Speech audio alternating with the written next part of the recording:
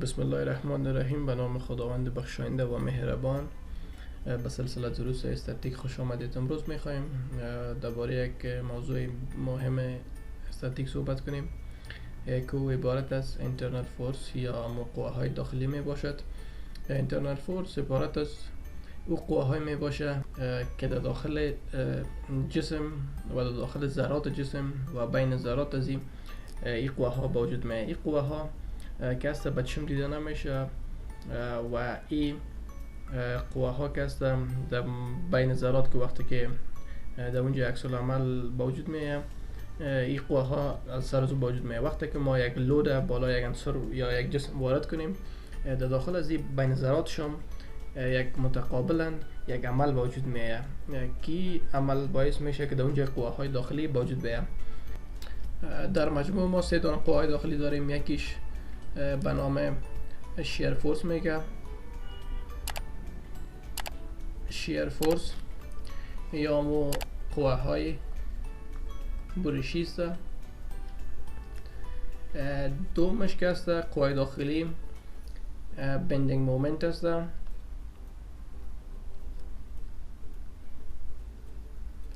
بندینگ مومنت و یا قوه های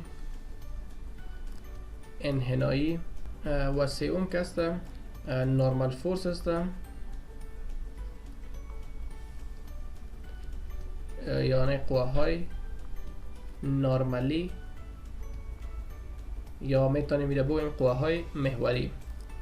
اینی سه دانه قوه های داخلی است که قوه های عمده داخلی است که در داخل یک جسم وجود میه و ما میتونیم که نظر به این سه دانه مجسم ما انتخاب کنیم موادش یا دیزاینش کنیم که برای کدام قوه های جسم باید است دیزاین شود یا کدام چیز میتونه جسم برداشت کنه. یعنی بعضی مواد یا بعضی عناصر است که در قوه های برشی خوب عمل میکنه، بعضیش که در بندینگ مومنت خوب عمل میکنه و بعضیش که در نورمال فورس یا قوه کشی خوب عمل میکنه. و بعضی ما میتونیم که یک عنصر جور کنیم که مرکب باشه، مثلا دو عنصر یک جایشه و یک الیمنت یا یک عنصر جور کنه.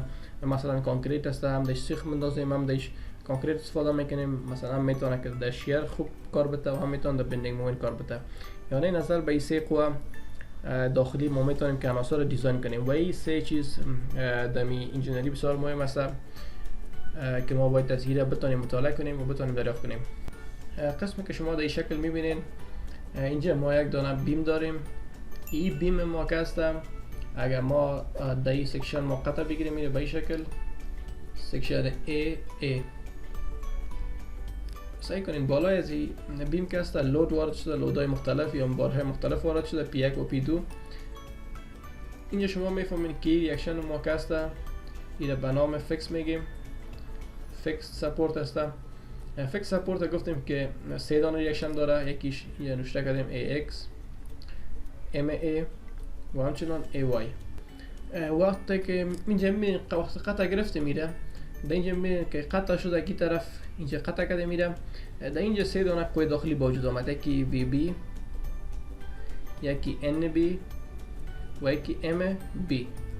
این سه دانه قوه وجود آمد و در اینجا همچنان NB VB و MB وجود آمد. اینی سه قوه که است به نام قوه داخلی است و ما میتونیم که جسم دیزاین کنیم یا عناصر دیزاین کنیم نظر به سه قوه. دیگه اینی VB که است این به نام شیر یاد میکنه که ما میتونیم بگوییم شیر فورس یعنی قوه برشی است که جسم به شکل برش یعنی قطع میکنه. و این NB که است نورمال فورس است یعنی قوه های نورمالیست یعنی جسم کش میکنه. و این که است MB که است این به نام بندینگ مومنت یاد میشه یا مومنت انحنایی میتونیم میره بگوییم که در جسم یک انحنا را با وجود میاره. به این شکل یک جسم انحنا میکنه، به این شکل جسم انحنا میکنه. اینجا که است بندینگ مومنت با وجود میاره. به خاطر از این سه قوه ما میتونیم که دیاگرامش هم رسم کنیم.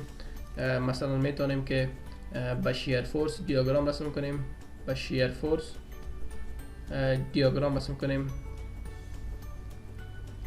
دیگه برای نورمال فورس دیاگرام رسم کنیم. دیگه با بندینگ مومنت میتونیم که برای هم دیاگرام رسم کنیم. یعنی وقتی که ما شیر پیدا میکنیم در جسم، به خاطر که شیر فورس یا نورمال فورس یا بندینگ مومنت میتونه که در نقطه جسم مختلف باشه. به خاطر سادگی کار ما چی میکنیم؟ از دیاگرام استفاده میکنیم. یعنی بر کدامش ما دیاگرام رسم میکنیم که بفهمیم در کجا عظمی است و در کجا اصغری است، در کجا زیاد میشه و در کجا کم میشه، در کجا تغییراتش ببینیم. به خاطر تغییراتش ما ضرورت داریم به دیاگرام ها. برای سه قوه داخلی ما باید از دیاگرام رسم کنیم.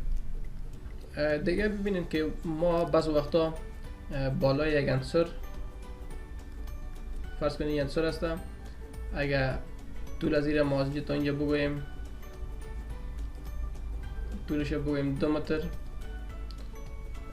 فرض کنید بالای از یک لود چی وارد شده، لود دیستریبیوت یا لود تقسیم شده وارد شده، مثلا 2 کیلو نیوتن بر متر. بعض وقتا به خاطر سادگی کار ما ایره ما به این شکل میتونیم نشته کنیم که مساوی میشه به این بیم خودش. سعی کنیم میتونیم میره به شکل متمرکز نشته کنیم، مثلا 2 ضرب 2 4 میشه. اینجا نشته کرده میتونیم که این متمرکز شد، در بین آمد 2 متر ضرب 2 کیلو نیوتن بر متر مساوی میشه به 2 کیلو نیوتن. متر هم برای متر خلاص میشه میبانه 4 کیلو نیوتن. یعنی میتونیم کمی قوه های تقسیم شده را ما مساوی کنیم به یک قوه متمرکز، به خاطر که کار ما آسان شه و این را زود بتونیم حل کنیم. سابسکرایب کردن چنل هم از یادتان نره.